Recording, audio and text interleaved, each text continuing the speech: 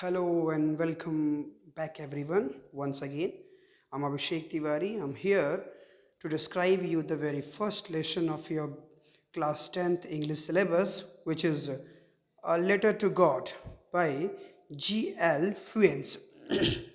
Dear students, last day we had discussed the summary and also a short part of explanation.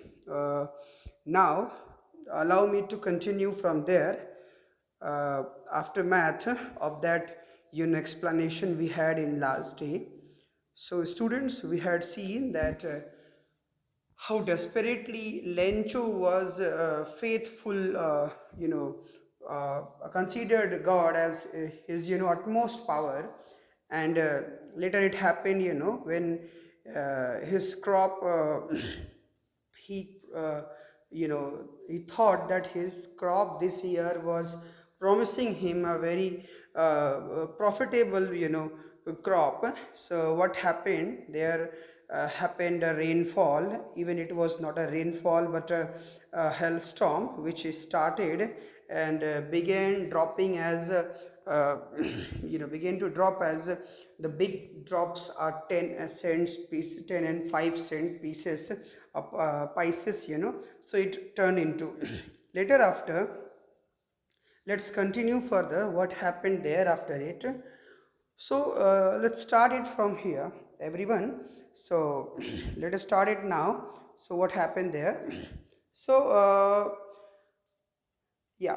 So starting with from there with a satisfied expression. Okay.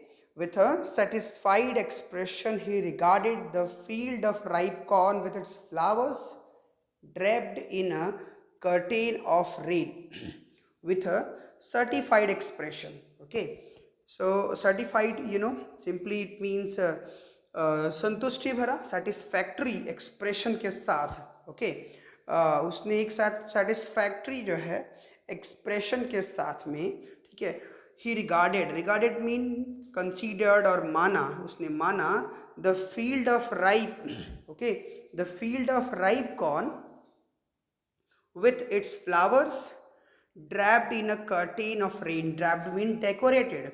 Okay, जो कि सजी हुई थी एक curtain of rain, मतलब बारिश के एक चादर के साथ सजी हुई थी. उसने उसको माना कि जैसे उसका खेत जो है न पके हुए अनाज उसके फूलों के साथ और बारिश की एक चादर के साथ ड्रैप्ड मतलब ढकी हुई थी, सजी हुई थी. बट सडनली, लेकिन अचानक, okay, but suddenly a strong wind began to blow, but suddenly randomly a strong wind began to blow. एक तेज जो है हवा चलनी शुरू हो गई, बहनी शुरू हो गई. And along with the rain, और उस बारिश के साथ very large hailstones, और उसी बारिश के साथ बड़े बड़े hailstone, ओले पड़ने शुरू हो गए. began to fall. ओके, बड़े बड़े ओले, ओले बर्फ के टुकड़े. You have seen already during the rainfalls. Before the rainfalls, it seems like some days somewhere कि बारिश की बूंदों के बजाय जो है वो बर्फ की बूंदें गिरने लगती है. ठीक है, it's a geographical phenomena. Okay, we would understand it in some other day. Okay, or you can ask to your social teacher how does it occur.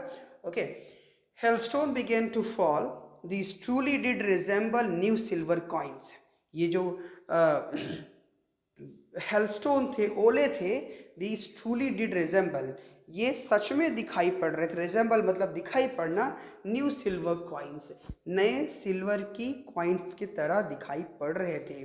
The boys exposing themselves to the rain. Exposing मतलब बाहर, face करने के लिए बाहर निकले, बारिश को face करने के लिए, एक्सपोज करने के लिए लड़के बाहर गए. Ran out to collect the frozen pearls. बाहर दौड़ते हुए गए जिससे कि वो जमी हुई पल्स मतलब मोतियाँ, इन ओलों को वो बोल रहे हैं फ्रोजन पल्स, इन्हें इकट्ठा करने के लिए लड़के दौड़ते हुए बाहर की ओर गए. Alright, it's really getting bad now, exclaimed the man. Lencho चिल्लाते हुए बोलता है कि वास्तव में अब ये बहुत बुरा हो रहा है. It's really getting bad now, अब ये बहुत बुरा हो रहा है. I hope it passes quickly. उसने डेस्परेटली कहा कि मुझे उम्मीद है कि यह जल्दी ही गुजर जाएगा।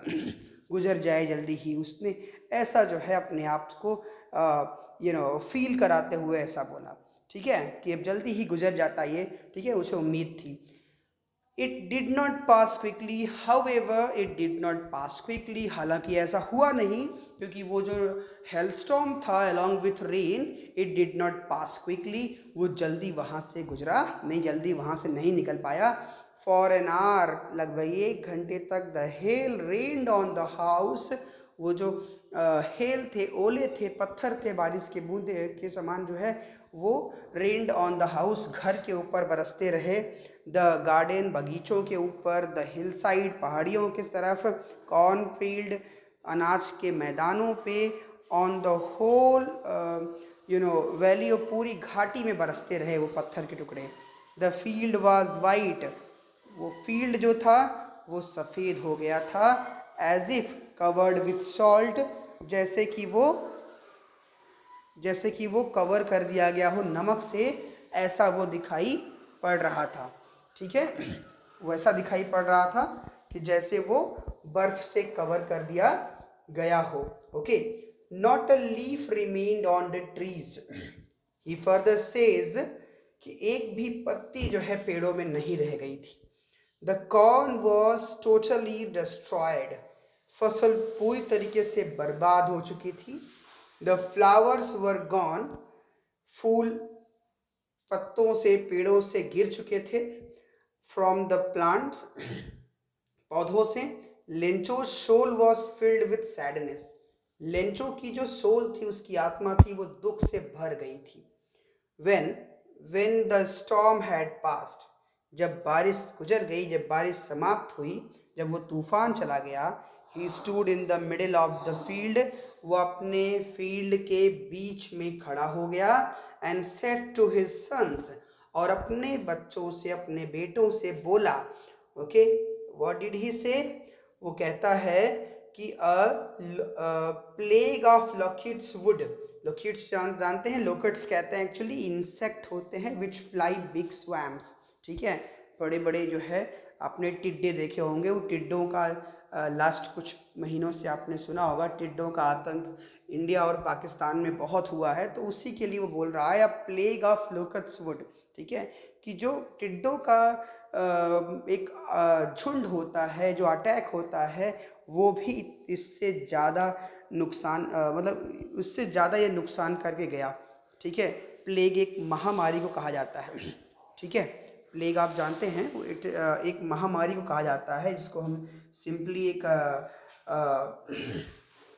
एक हम अ, उसको डिस्ट्रक्शन बोल सकते हैं, ठीक है, एक तरह का जो है आफत बोल सकते हैं। तो जो प्लेग की आफत होती है, ठीक है, the plague of locusts would would have left more than this, कहता है कि इनका जो आतंक है ना टिड्डों का, उससे भी इससे कहीं ज़्यादा बच जाता है, ठीक है। The hell has left nothing, उसने कहा कि इस हेल ने, इस ओलों की बारिश ने कुछ भी नहीं छोड़ा। This year we will have no corn, कहता है कि इस साल हमारे पास कोई अनाज नहीं होगा। That night was a sorrowful one, कहता है मतलब वो रात जो है उनके लिए वो बहुत दुख भरी रात थी। All our work for nothing, उनका सारा किया धरा व्यर्थ हो चुका था। इस सेंटेंस का सेंस ये होता है, all our work for nothing, मतलब उनका सारा किया धरा कुछ भी नहीं हुआ था, मतलब कुछ नहीं के सेंस में हम बोलते हैं कि उनका सारा किया धरा व्यर्थ हो गया था, all in vain. Okay, there's no one who can help us, वो सोच रहा होता है लेंचो कि वहाँ पे कोई भी नहीं था जो उसकी मदद कर सकता ना। We will all go hungry this year, और अपने आप से ही बोलता है, सोचता है कि इस साल हम सब जो है हम लोग भूखे ही रहेंगे, ठीक है। तो वो इस तरह से जो है कहता है कि इस साल हम लोग भूखे ही रह जाएंगे, वो फील करता है।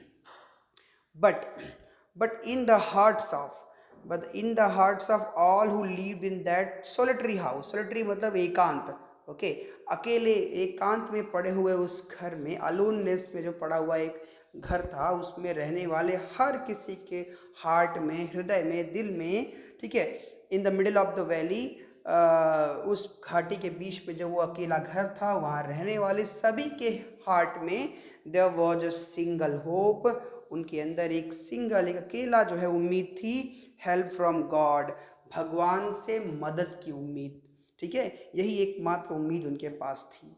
Don't be so upset even though this seems like a total loss. वो कहता है अपने लोगों से, अपने बच्चों से, डोंट बी सो अपसेट, ज़्यादा दुखी मत हो, ज़्यादा निराश मत हो, इवन दो, हालांकि this seems like a total loss, ये दिखाई तो पड़ता है कि हमारा सब कुछ नाश हो गया है, हमारा सब कुछ समाप्त हो गया है, रिमेंबर, पर याद रखो, no one dies of hunger. बहुत ही इंपॉर्टेंट लाइन बोलता है लेंचो, नरेटर यहाँ पर डिस्क्राइब करता है, कहता है no one dies of hunger, okay, कि कोई भी जो है भूख से मरता नहीं है। एक गांव में भी आपने सुना होगा, आपके एंसेस्टर्स, आपके ओल्डीज ये कहा करते हैं, ठीक है, कि भैया पेट मिला है तो भूखा नहीं मारेगा भगवान, उसने पैदा किया है, पेट दिया है, तो उसका इंतजाम भी किया होगा। सेम यहाँ पे रिजेंबल हो रहा है, no one dies of hunger, कि कोई भी भूख से मरता नहीं है, ठीक है। दैट्स वॉट दे से, यही वो कहते हैं, no one dies of hunger, ठीक है, वो लोग भी यही कहते हैं कि no one dies of hunger, कि कोई भी भूख से मरता नहीं है।